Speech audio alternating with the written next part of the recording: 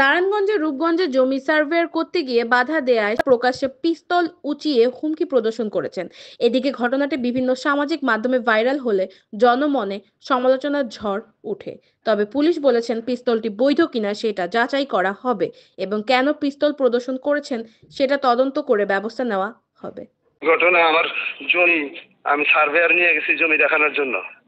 তো জরিপ হচ্ছে না, তো অফিসে গেছিলাম, বলে যে জমিটা একটু দেখান, মানে জমির কাগজ টাগজ আমার 100% ওকে। তো উনি বলে যে জমিটা একটু দেখান, দেখালে ভালো হয়। আমাকে চলেন।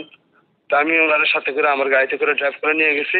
সাথে ওখানে হাজির ছিল অফিসে রিজেন্সি প্রপার্টিজের মালিক, উনিও সার্ভেয়ারের কাছে গেছিল, উনি আমার চিনে, উনি আমার সাথে আসছে, জাহাঙ্গীর সাহেব এলাকার গণ্যমান্য ব্যক্তি, উনিও আসছে ওনার গাড়ি নিয়ে, আমার গাড়ি নিয়ে আসছি।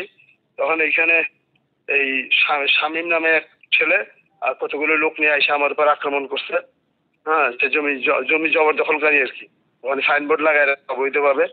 তো এর লোক আমার এখানে আছে, পাশের বাড়ির লোক, সে খবর দিছে পরে সে 6-7 জন লোক নিয়ে আসা আমার উপর আক্রমণ করছে, করে নিয়ে গেছে, আমার গুটি মারছে, আমার এই কপাল টপাল চোখ টোক ফুলে গেছে।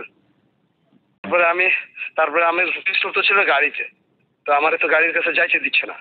পরে আমি কোন রকম ছুটে দৌড় দিয়ে গাড়ির কাছে গেছি, তারপরে পিস্তল বাইর করছি, পিস্তল বাইর করে বলছি ইয়ে দে, মোবাইল দিয়ে নাহলে গুলি করে দেবো, তাও দেয় নাই।